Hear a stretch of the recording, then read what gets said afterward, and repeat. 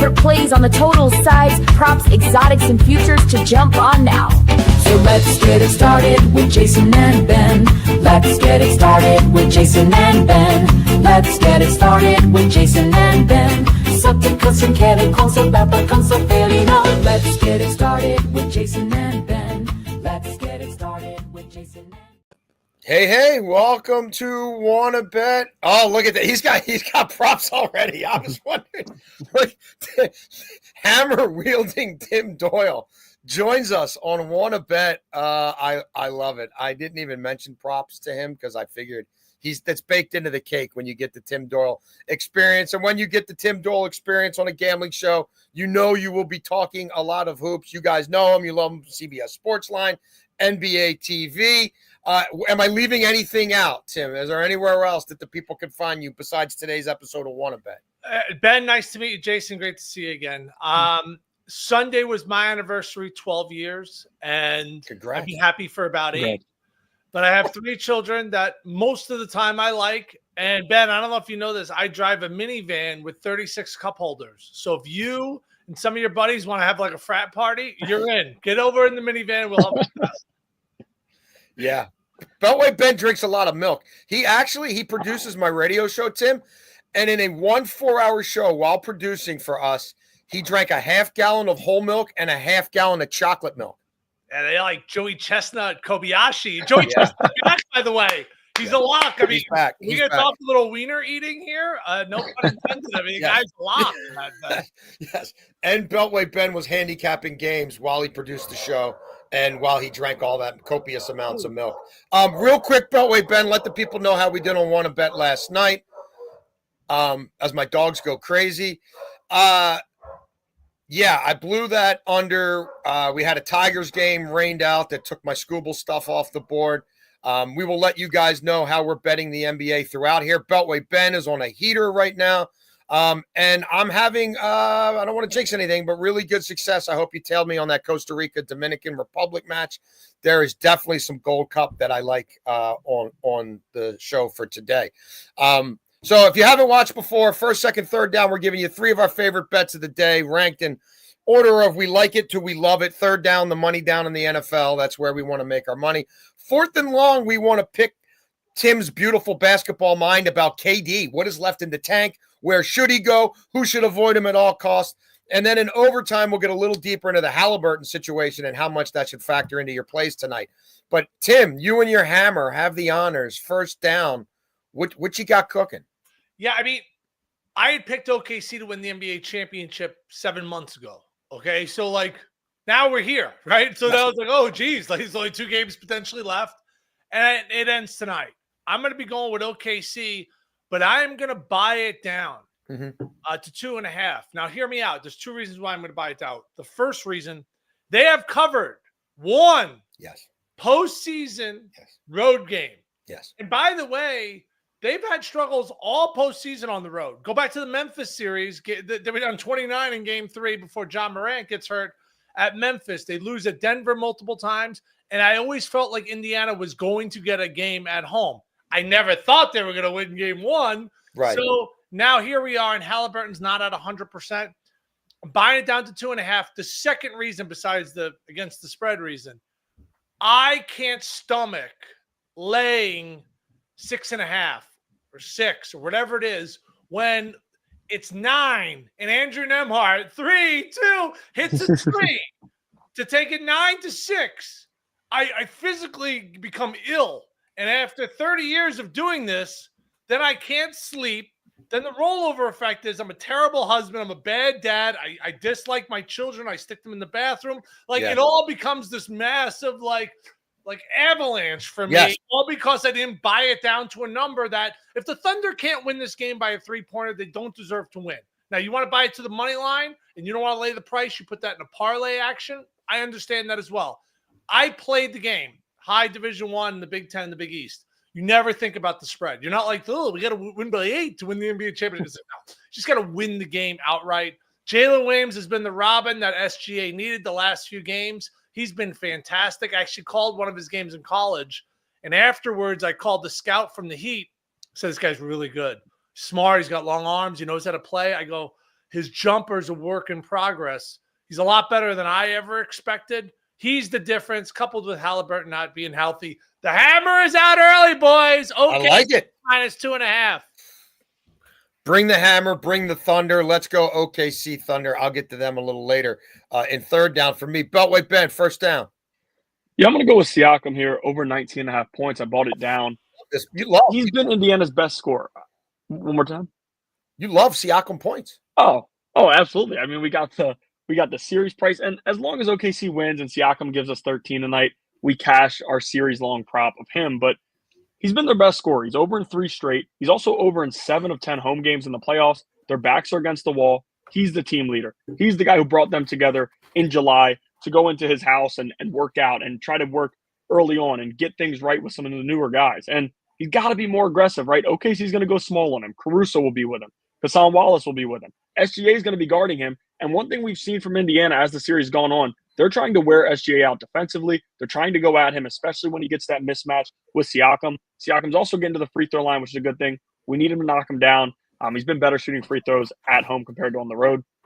But I just think 20-plus points is a gimme, given Halliburton's injury or whatever he's dealing with. He's going to play, but I'll get a little bit more to that later. All right. I love it. Yeah. So, Pascal Siakam, keep cashing for Beltway Ben. My first down, we are going Gold Cup soccer, folks. And look, the reason this is my third down is because that -140, that's when I gave this bet to Ben. That doesn't exist anymore. The best you're going to find Haiti to beat Trinidad and Tobago tonight now is -170.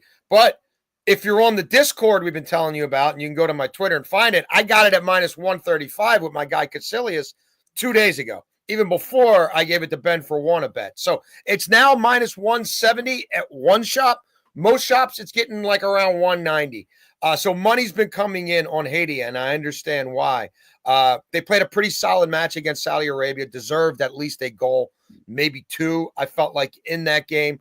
Both these teams are going to be all out to attack, but I just wonder about the morale and esprit de corps of the Soccer Warriors after they lost 5-0 to the U.S. in the opener. And their manager, Dwight York, is far and away the most accomplished player in Trinidad and Tobago soccer history. This guy, at the peak of Man United's, late 90s, early 2000s, like ruling the world, he was one of the best goal scorers on the planet.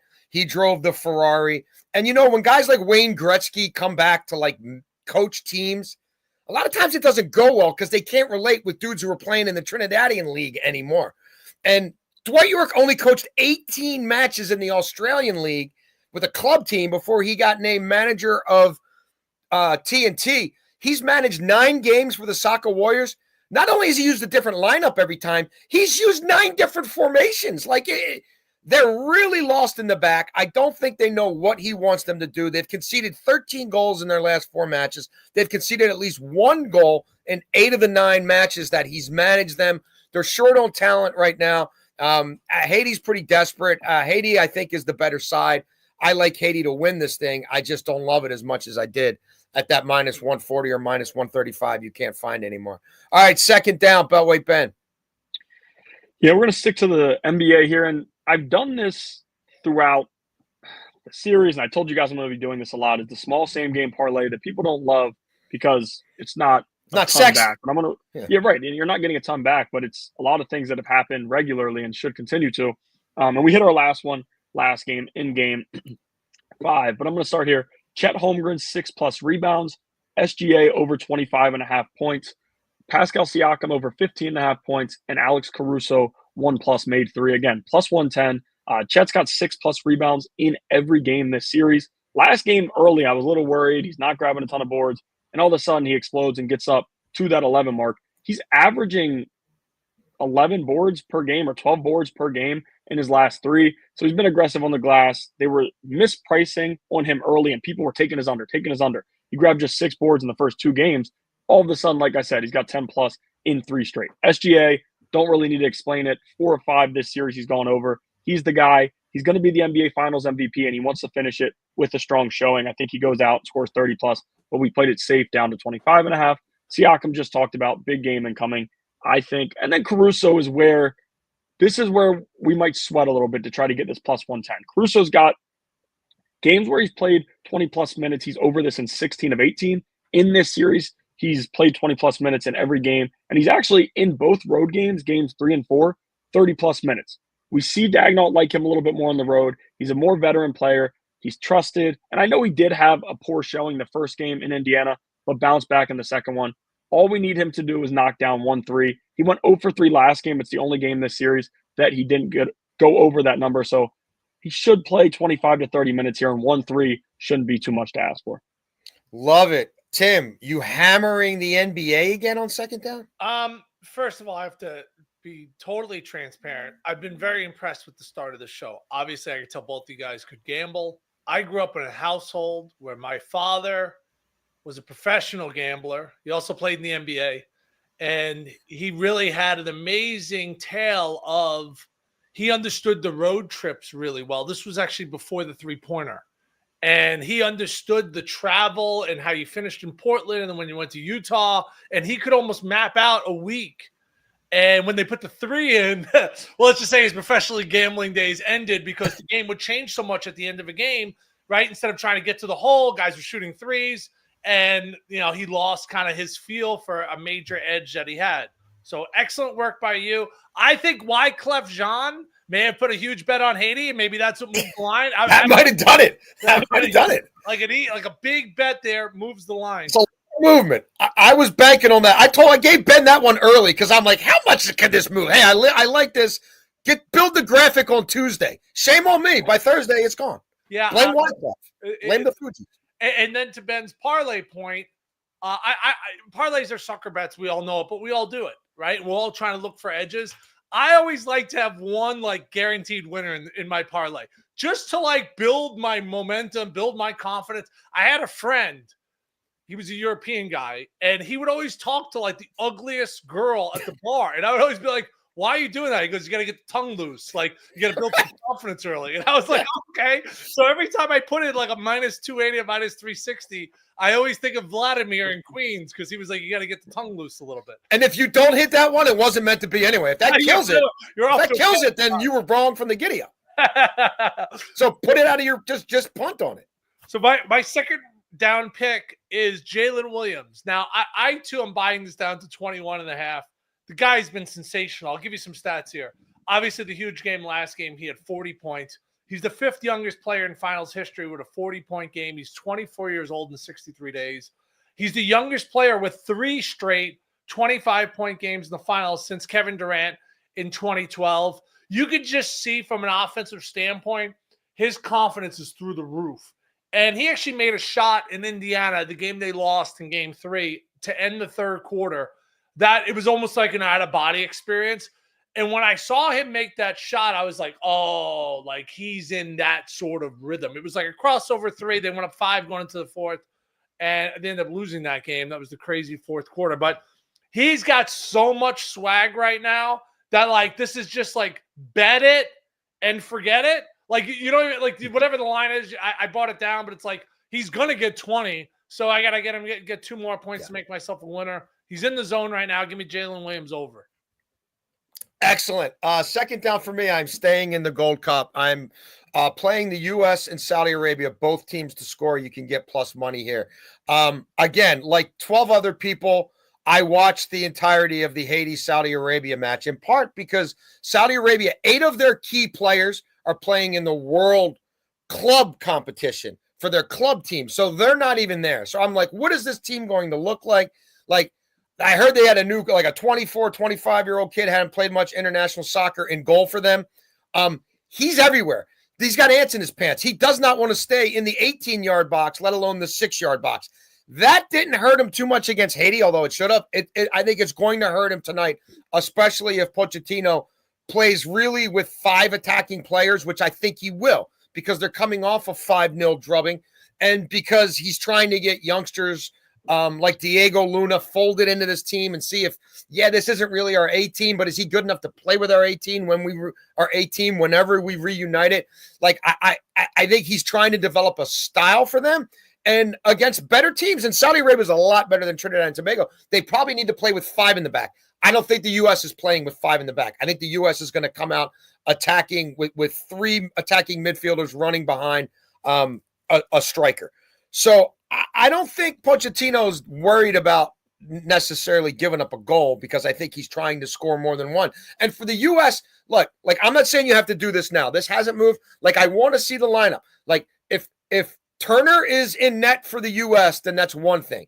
But if he's going back with the kid from MLS who's never played internationally before, like there's going to be some jitters. Saudi Arabia is going to make him work way more than TNT did. And I don't like the back line. A guy like Tim Ream, as old as he is, playing as much as he did for his club team in England, like I think he's worn down. They're missing key members in the back. And I also don't think he's going to play with two holding midfielders. So I don't love the back. I don't think he's worried about playing with two central midfielders, defending-wise. And I think Pochettino wants to build off the 5-0. So I like my favorite bet of that match is both teams to score at plus money. All right, third down. I'll start us off here. I'm going Dort over 12.5 points, rebounds, assists. If you watch the show regularly, I've been on Dort a fair amount during the finals. Not religiously, but a fair amount. If you've been watching the finals, you know there's games where he's hit 4 threes without even really thinking about it. So that would get us to 12. I like him to get more rebounds tonight, especially if it's a case where Halliburton's not there and Carlisle's got to mess around with his rotations or Halliburton can't fill the 38 minutes he normally does. Does that create opportunities for Dort if he's more passive? And he is passive mode at times to pick up the extra assists and rebounds that he might lose shooting-wise. He's over this in 7 of 9 that he's played against Indiana. Thanks to our friend Mackenzie Brooks. She looked that one up before I had to on CBS Sportsline. When he plays 30 minutes or more, he's over this 32 of the last 40 games in those instances. And he's shooting almost 60% from 3 in the series. And he's been getting a lot of early looks at threes and hitting them, which gives us a jump start. So he may get this in points alone. It wouldn't totally shock me if he's double-digit points tonight. But that's where I am on that one. Beltway, Ben, third down. Yeah, I'm going to go to Andrew Nembhard here. I'm going to go for 10-plus points, which I bought it down at minus 162. He's over this in 3 of 5 games this series and 14 of 21 games in the playoffs. He hasn't really played well scoring the ball, and he's not shooting it as much as we might expect, but he's still averaging 33.8 minutes in these games. He's got that skill set where he can get it going. We've seen it's him and his brother. If you look at his brother in college, was at Creighton and now Gonzaga, like they like being the dog. They like knocking down big shots, and they're pretty aggressive. So I think Nembhard for 10-plus points in a game where Halliburton's dealing with injury, like I said. He's going to likely be facilitating. Again, Halliburton, he's going to force it out there. He's going to go out there and play, but just dealing with some injury, I think that somebody else is going to have to step up. I talked about Siakam. There's going to have to be a role player to step up, a smaller player. And Nembhard's a starter, but Nembhard isn't a guy taking a ton of shots. I do think he will tonight. And he, like in the Cleveland Cavaliers game 1, 23 points. In the closeout game when they needed him, 18 points. I think this should be a strong game from Nembhard. All we need is 10, minus 162. I'll go with that. Yeah, Miles Turner hasn't looked right all series. Maybe this becomes another Thomas Bryant game. Maybe they have to go super, super deep cut in this one. All right, I'm expecting to see a hammer here, Mr. Doyle, with your third down selection. Yeah, I mean, I just heard Ben say Creighton, and it brought back bad memories because my wife went to school there. Did you guys know that, Jason? Did you know that? I did not know that she was a Blue Jay. So we ended up going back for a game. This is when Dougie McBuckets was there. They played Northwestern. And, you know, we're still dating. So we're like holding hands, walking around the campus and stuff. And she shows me where she went to nursing school. Then she shows me like the science building. Then we got to the dorms, Ben. She goes, "Oh, I used to live up there." He goes, "You see that window up there?" I said, "Yeah, honey." She goes, "You don't want to know what happened in that window." I said, "You know, like I get it. We all were in college at one time." I go, "Do you want to hear about?" So yeah, I get it. One year I got the Kyle Korver All-Star jersey. I was like, I'm starting to see like, maybe some of her old. So whatever, I get it. I actually told Kyle Korver that story about a month ago, and I think he peed his pants at Gibson Steakhouse in Chicago. Wait, was there a part of you who was like, I got 5 road trip stories that could absolutely crush whatever your window story is, or you didn't even go there? Well, my wife was like, "You better stop telling that Kyle Korver story." So then when I saw him, I was always nervous to go up to him because, I'm not really sure, it was college and stuff. And I'd hate for him to be like, "Oh, is she still doing that thing with her ear?" Like, I don't know. Like, nobody wants to hear that about their wife. So anyway, my third down play, is going to be under SGA, not points, but points, rebounds, and assists. The last 3 games, he's been under this number. Doesn't matter. This actually has nothing to do with it. The guy's tired. You could tell they're like wearing him down. And the others on the Thunder, to their credit, and that's why they have the lead, have stepped up. The guy's an amazing talent. I work with John Henson. John's been in the NBA. He goes, dude, to get 50 points, rebounds, and assists is a crazy number. So this number has come down a little bit. It's at 45.5. And don't get me wrong, it's not like an absolute layup because you know he's going to get 30 in this game, right? But even last game when he went over 30, he didn't hit this number. I just think he can't give everything to everyone. So I still think he's going to go out there and get points. But the rebounds, assists, this number is a little too aggressive. They're going to win. SGA is going to score 25 or more for Ben's parlay. So he's not going to go over this number. So we're going to be middling Ben's parlay and my overall under. The hammer is out, SGA under. Love it. It does seem like to me, rather than penetrate and draw the foul and draw the contact and even just kick it outside, right? A lot of times he's just pulling up from like 12 to 14, right? And just sort of taking that 2 and then catching his breath on the other end. Am I crazy? Or especially in the second half of the games, except for the 1 4th quarter he took over in Indiana. Yeah, it seems like he's settling a little more, which I get. That game was the series. You know, so if you're a Pacers fan, if you lose tonight, you'll look back at that game where you could have went up 3-1 and you had a commanding lead in the 4th quarter. And you said it, Jason, he just took over. I texted my friends during the 4th quarter. I said, man, SGA really looks tired. And then he had 15 in the last 5 minutes. So, like, you know, everyone's like, is he the best player in the league? He's not. The best player in the league is Jokic, and that's just universally known. Jokic has entered a category with Wilt and Kareem and LeBron and Michael, where he's just the best player in the league, but you can't recognize it every year. That moment was the MVP moment for SGA, and that ends up being the turning point in this series. Well, at one point in time, as we transition to 4th and long, people would talk about KD as certainly, you know, if not any given night, the best player in the NBA, certainly in the top 3 to 5. That time has passed. He's still obviously a hell of a basketball player. The Suns ran him for 36, 37 minutes a night on a losing season, which I felt like was odd. And obviously these pieces haven't fit for a while, and he thought he'd be gone by the deadline, and you knew they're going to blow up the front office and the coaching staff. So to you as a basketball player, Tim Doyle, where would you like to see him end up? Is there a certain fit, San Antonio, I don't know, that you think is best for him? Or is this buyer beware across the board at this stage of his career? You know, at this point, what are you looking for, bro? Like, you want to go win? So that's how I looked at it, Jason. When you gave me this question earlier, I was like, I really sat and started going through the teams.